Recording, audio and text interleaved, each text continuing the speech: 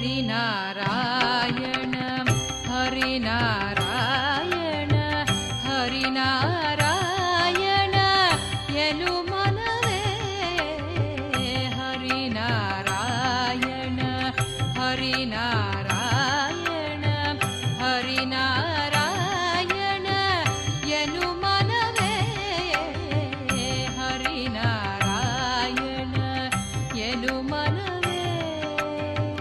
नारायणनेंबो नामद बीजव नारायणनेंबो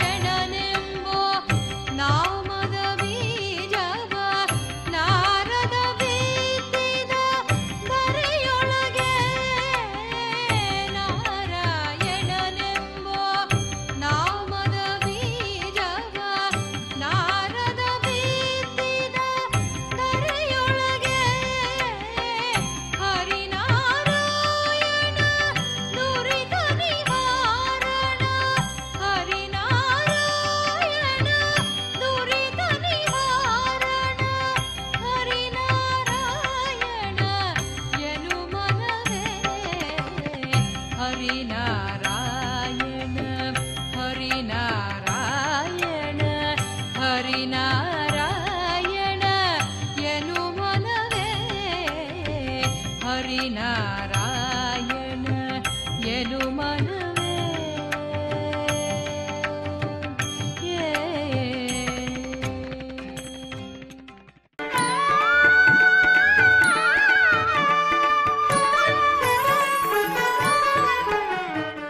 భోజనమైన తర్వాత తాంబూలం తీసుకున్నారు.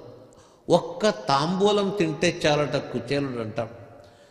ఆ తాంబూలం ఎలాగుంది అంటే ఎన్నెన్ని ద్రవ్యాలు అన్ని ద్రవ్యాలు చేరినటువంటి తాంబూలం. మనము దేవునికి తాంబూలం నైవేద్యం పెడతాం. ఎలాంటిది పెడతాం?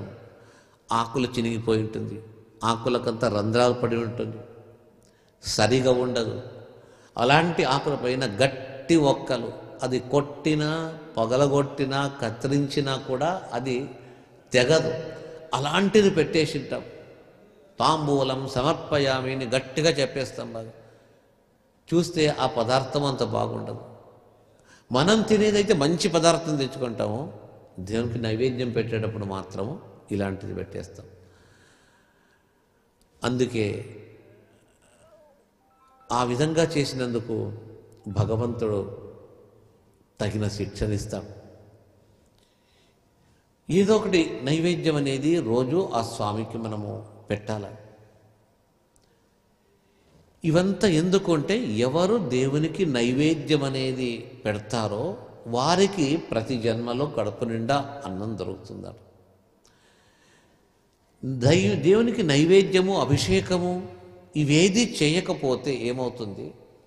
సంపద ఉన్న అతని పుణ్యకర్మానుసారంగా సంపద ఉన్నప్పటికీ కూడా ఇంట్లో వండిన ఏ పదార్థం తినడానికి రాదట, తినలేడట. పిశాచములు ఉంటుంది కదా, ఆ పిశాచాలకు ఏదైనా తాగేది తినేది ఇస్తే లేదు, చేయలేదు, తినలేదు. ఎందుకంటే వాటికి ఇంద్రియములు లేదు అని చెప్పి. అలాగే ఇచ్చట మనకు దేవునికి నైవేద్యం పెట్టకుండా ఉన్నటువంటి వ్యక్తికి ఇంట్లో ఎన్ని పదార్థములు ఉన్నా దిగదట. ఒకటేమింటే సహించదు అనే ఒక రకమైతే 90% 95% రోగములతో దేహం నిండిపోయి ఉంటుంది. ఏ పదార్థము తినడానికి శక్తి లేదు. ఉప్పు ఎక్కువ తిన్నా తప్పే, ఉప్పు తక్కువ తిన్నా తప్పే, కారం తిన్నా తప్పే, కారం తినకపోయినా తప్పే. ఇలాగా ఏ పదార్థములు, ఈ చమురు పదార్థాలు, నూనె, నెయ్యి ఇలాంటి పదార్థాలు కూడా ముట్టకూడదు. ఎందుకు అన్నట్టయితే వారికి ఆ పదార్థములు తింటే విపరీతమైనటువంటి రోగం ప్రబలుతుంది. ఎందుకు వచ్చింది రోగం అంటే మనము దేవునికి నైవేద్యం పెట్టలేదు కాబట్టి. నైవేద్యం పెడితే ఇదంతా సరిపోతుంది. సుధాముడు తనకు కష్టమున్న ఏ విధమైనటువంటి సంపద లేకున్నా కూడా భగవంతుని పూజించి పూజకు ఏదో ఒక నైవేద్యాన్ని తన శక్తి అనుసారంగా పెట్టేవాడు. వారు ఉపాసం ఉన్న కొద్దిగైనా నైవేద్యాన్ని పెట్టేవారు. ఆ ప్రభావంగా భగవంతుడు ఏం చేస్తాడు, ఎవరు నైవేద్యం పెడతారో, అంటే ఏ వస్తువును భగవంతునికి సమర్పిస్తారో అది పుష్కలంగా ఇస్తాడట.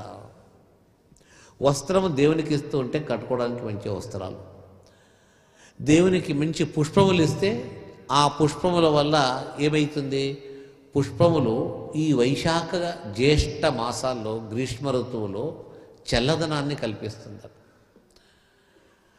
ఆ విధంగా పుష్ప సమర్పణ వల్ల ఒక ఫలితం, మనకు నైవేద్యం వల్ల మరొక ఫలితం. ఈ విధంగా దేవునికి ఏమిస్తే మనకు అది వస్తుంది, ఇవ్వకపోతే దారిద్ర్యం వస్తుంది. ప్రస్తుతము సుధామణి చరిత్రలో కూడా జన్మాంతరములో అతడు దేవునికి నైవేద్యం పెట్టలేదు కాబట్టే దారిద్ర్యం వచ్చింది అనేది వారే తెలుసుకున్నారు. సరే, దేవుని దగ్గరికి వెళ్ళమంటుంది, వెళతాము, అడగకూడదు, అయినా దర్శనం చేసుకొస్తామని చెప్పేసి కృష్ణుని దగ్గరికి సుధాముడు వెళతాడు. వెళ్ళేటప్పుడు ఒక 2-3 పిడికల అటుకులు మాత్రము కట్టుకొని వెళతాడు. ఆ అటుకులు ఎవరికి అంటే భగవంతునికి ఇవ్వడానికి. భగవంతుడు భోజనం పెడతాడు, తాంబూలం ఇస్తాడు. దేవునికి తాంబూలము మనం నైవేద్యం చేస్తాము. ఆ ఒక్క తాంబూలము చాలట. ఆ తాంబూలములో అన్ని ద్రవ్యాలు. అందుకే ఈ తాంబూలం కూడా మనము ఇవ్వాల్సింది. తాంబూలం ఇవ్వాలన్నట్టయితే దేని కొరకు ఇవ్వాలా? ఆ తాంబూలం మనం సమర్పించేది ఐశ్వర్య ప్రాప్తి అట. ఎవరికి ఐశ్వర్యం కావాలని ఉంటుందో వారు దేవునికి తాంబూలం పెట్టారు. తాంబూలాన్ని ఎవరు దేవునికి నైవేద్యం పెట్టరో వారికి ఐశ్వర్య ప్రాప్తి కాదు. దాన్ని బట్టి మనం ఎలాంటి తాంబూలం పెట్టాలని నైవేద్యం అనేది అర్థం చేసుకోవాలి. తాంబూలాన్ని కూడా పాపం స్వీకరిస్తున్నాడు. అంత అయింది. అడగాలనే ఒక ధ్యాస భావన సుధామునికి రాలేదు. సుధామునికి అడిగే ఇష్టమే లేదు. కృష్ణుడు చూచాడు, ఇతడేమైనా అడుగుతాడా అని అడగటం లేదు. సరే, కృష్ణుడు తెలుసు కదా కృష్ణునికి, అతడే తెలిసి ఇవ్వచ్చు కదా అంటే ఇవ్వచ్చు. అయితే ఈ వ్యక్తి యొక్క కర్మానుసారం, జాతకమని చెప్పను, గ్రహములని చెప్పను, వారి కర్మ, ఈ జాతకము, దశలు, గ్రహాలు ఇవంతా నిమిత్తమంతే, ఇవి ప్రధానం కాదు. ఈ దశ వస్తే ఇలాగవుతుంది, శని దశ, రాహు దశ చాలా చెడుపు. చెడపంటే ఆ గ్రహాలు మనకు చెడుపు చేయటం లేదు. వీని కర్మానుసారంగా ఈ కర్మ చేశాడు కాబట్టి ఈ జన్మలో ఈ సమయంలో ఇలాంటి హాని కలగాల అని భగవంతుడు రాసి ఉంటాడు. ఆ కర్మ ప్రకారంగా, కర్మ సిద్ధాంత ప్రకారంగా వాటిని మన గ్రహాలు సూచిస్తుంది అంతే. అనవసరంగా గ్రహాలను మనం కోప్పడకూడదు, తిట్టకూడదు. అవి సూచన మాత్రమే, అంతే. వెళుతూ ఉంటాం వెహికల్స్లో, సిగ్నల్ లైట్ పడుతుంది, రెడ్ లైట్ పడితే ఆగుతాము, గ్రీన్ లైట్ పడితే ముందు వెళతాము. అంటే రెడ్ లైట్కు వెహికల్ను ఆపేంత సామర్థ్యం ఉందా? వెహికల్ నిలబడిపోయేది నడవకుండా ఎప్పుడది అంటే దాంట్లో డీజిల్ లేనప్పుడు నిలబడుతుంది, పెట్రోల్ లేనప్పుడు నిలబడుతుంది. అంతేగాని లైట్ చూస్తే కాదు. అయితే లైట్ చూస్తే ఇక్కడ ఎందుకు నిలబడుతుంది అంటే అది ఇండికేటర్ ఓన్లీ, ఇండికేట్ చేస్తుంది నీవు ఈ జన్మలో ఇట్లా చేశావు అంటే. ఆ లైట్ ఎలాగా వెహికల్స్ని ఇండికేట్ చేస్తుందో డ్రైవర్లకు, అలాగే మన యొక్క ఈ గ్రహాలు ఏదైతే ఉందో ఆ గ్రహములు సూచన మాత్రమే. మీకు ఇప్పుడు ఇట్లా అవుతుంది, ఇట్లా అవుతుంది. దీని పరిహారం ఏముంది? ఆ పరిహారము భగవంతుని ధ్యానం. ఆ ధ్యానంతో పరిహారం. సరే, ప్రస్తుతం మనకు కర్మానుసారంగా దారిద్ర్యం అనుభవించవలసిందే. అందుకే ఎందుకు ఇతనికి సంపద ఇవ్వడానికి నేను నిరాకరిస్తున్నాను అని అతడు అనుకున్నాడు. కృష్ణుడు చూస్తే ఇతని ప్రారంధం ఇలాగుంది. సరే, దానం చేయలేదంటే ఎవరికీ దానం చేయలేదు. దానము చేయక వచ్చిందంతా తీసి పెట్టుకుంటూ ఉన్నట్టయితే వారికి ఇలాంటి దారిద్ర్యం వస్తుంది. అందుకు దానం చేయించాల బలాత్కారంగా కుచేలునితో. సరే ఏమో తెచ్చావు కదా, ఏం తెచ్చావు అంటే చెప్తే నవ్వుతారు. ఇలాంటిది వాళ్ళ ఇంట్లో పశువులు కూడా తినదు, ఆ రాజభోజనం తినే వారికి ఈ అటుకులు ఎట్లా? అయినా కృష్ణుడు ఓపిక తాళలేక తాను బలాత్కారంగా మూట విప్పి అటుకులను ఒక పిడికిడి అటుకులు తీసేసుకుంటాడు.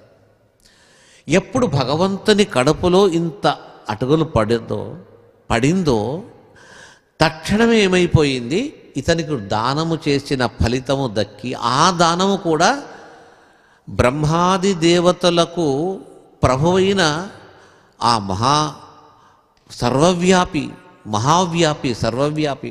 అతని ఉదరంలో పడింది. ఎంత పుణ్యమో చూడండి. దాని ప్రభావం చేత అతని సంపదలు తనంతకు తానే వస్తూ ఉందట. ఈ విధంగా అతడు జన్మాంతరములో దానము చేయలేదు కాబట్టి అతనికి దారిద్ర్యం కలిగింది. ఇప్పుడు దానం చేశాడు, సంపద పెరిగింది. సరే ఇంటికి వెళతానంటున్నాడు. వెళ్ళిరా. ఏం వెళ్ళిరమ్మంటున్నాడు, ఏమి ఇస్తానని చెప్పలేదు కదా, సరే లేకున్నా పర్వాలేదు అని భావించాడు. వెళ్ళిరమ్మని చెప్పేశాడు. వెళ్ళేటప్పుడు పీతాంబరం కట్టుకున్నాడు. కృష్ణుడు తన పీతాంబరాన్ని ఇచ్చాడు. కుచేలుడు మర్చిపోయాడు. వెళుతుంటే పిలిపించాడు. ఎందుకు పిలిపించాడంటే, ఈ కట్టుకున్నావు కదా, ఈ పీతాంబరం ఎక్కడిదో తెలుసా, నేను కట్టుకునేది నీకు ఇచ్చాను, అది ఇప్పి నాకు ఇచ్చేసే. ఎప్పుడూ భగవంతుడు అలా అడగడు, అతన్ని పరీక్ష చేస్తున్నాడు.